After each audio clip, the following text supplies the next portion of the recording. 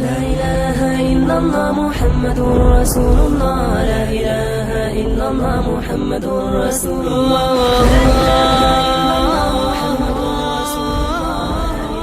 Кырк хадис жана анын түшүндүрмөсү.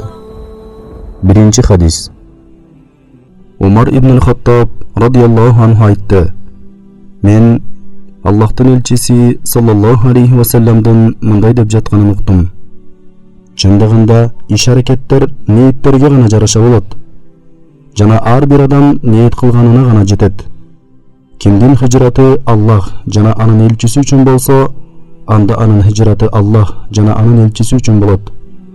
Ал эми кимдин хижраты дүйнөгө жетүү үчүн же бир аялга үйлөнүү үчүн болсо, анда ал эмне үчүн хижрат кылган болсо, ошол үчүн хижрат кылган болот. Хадистин түшүндүрмөсү. Бул хадис ислам дининде өтө чоң орунду ээлейт. Себеби шариаттын көпчүлүк өкүмдөрү ушул хадис менен өтө тыгыз байланышкан.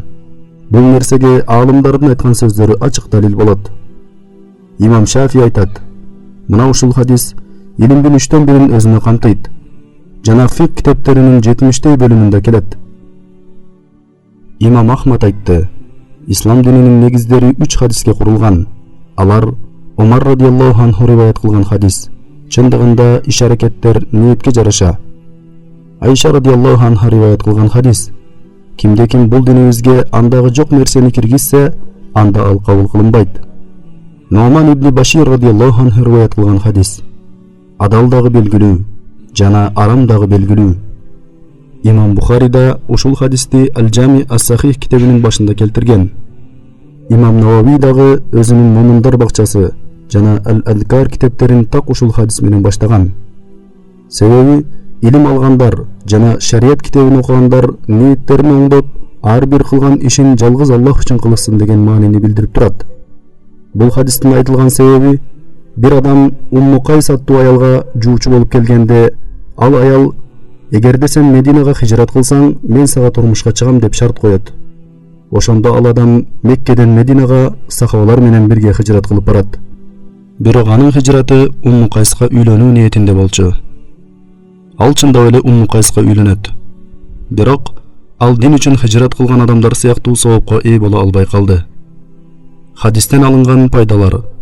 Биринчи, ниет кылуу ибадаттар менен тыгыз байланышкан. Шарият өкүмдөрү менен ниеттин өтө тыгыз байланышы бар. Себеби ниеттин орду жүрөктө.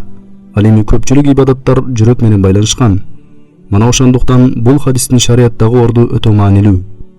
Мисалы, бир бала атасына жакшы көрүнүш ниетинде намаз окуду. Себеби ал намаз окубаса, атасынан тил угат. Ал баланын ниети туура эмес болгондуктан окуган намазынан толук соопко ээ боло албайт. Экинчи, ибадаттарды биринен бирин ажырата билүү. Мисалы, бир адам кечээ күнкү жана бүгүнкү бешим намазын каза кылып койсо, анда ал эки намаздын казасын өтөөдө аларды айырмалаш үчүн сөзсүз түрдө ар бир намазга өзүнчө ниет кылышы керек. Үчүнчү, ниеттин убактысы жана орду. Ниеттин убактысы ибадатты аткарардан алдын болот. Мисалы, намазда такбир айтардан алдын жана ажылыкта ихрам кийерден алдын ниет кылуу керек. Ал эми ибадаттын башталуусу белгисиз болгон учурда алдын ала ниет кылууга болот. Мисалы, орозодо таң атышын анык билүү кыйын болгон учурда, анда орозо башталуу убактысынан бир аз мурда ниет кылууга болот. Адам кандай гана шариаттагы ибадатты баштабасын, анда ал ошол ибадаттын өзүнө ниет кылуусу шарт. Мисалы, адам намазга турганда жөн гана намаз окууну ниет кылдым деп ниет кылуусу жетиштүү эмес. Ал адам бешим же асыр намазын окууга деп анык ниет кылуусу керек.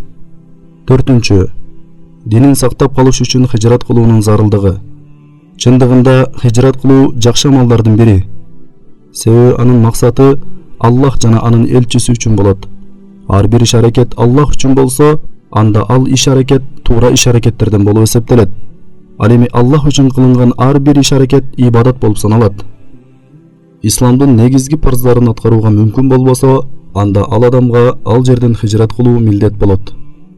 Ал эми негизги парздарды аткарууга мүмкүнчүлүк боло турган болсо, анда ал адамга хижрат кылуу мустахап болот. Ал эми пайгамбар саллаллаху алейхи ва саллям Мекке жеңишинен кийин хижрат болбойт деген хадиси Меккеден башка жерлерге хижрат кылууга болбойт деген маанини түшүндүрөт. Анткени Мекке негизги ислам борбору болуп калгандыгына байланыштуу ал жерден хижрат кылууга болбойт. 5.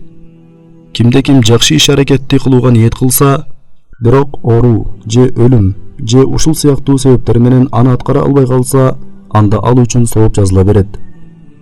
Мисалы, кечиримдүү себептерден улам иш-аракеттерди аткара албай калса, анда ниети үчүн сооп алат. Бирок ниетсиз иш-аракеттер чаң сыяктуу сапырылып кетет. Иш-аракет менен ниет дене менен жан сыяктуу. Дене жансыз жашай албайт, жан дагы денесиз жүрө албайт.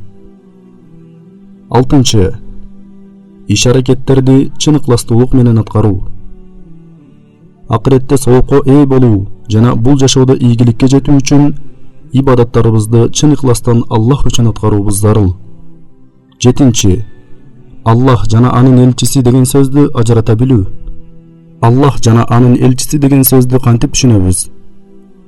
Бир сахаба пайгамбар саллаллаху алейхи ва салламга келип, Аллах жана сен кааласаң дегенде, пайгамбар саллаллаху алейхи ва саллам Аллах өзү гана каалайт деп жооп берет. Бул жердеги эки сүйлөмдүн айырмасын кантип түшүнсөк болот? Пайгамбарга түшкөн шарият жөнүндө сөз болсо, анда Аллах жана анын элчиси билет деп айтса болот. Себеби шарият пайгамбарга түшүп жатканына байланыштуу Аллах жана анын элчиси билет деп айтса болот. Ал эми эртең жамгыр жаайбы деп суралса, анда Аллах өзү гана билет деп жооп беребиз. Себеби бул иш Аллахтын өзүнө гана тиешелүү.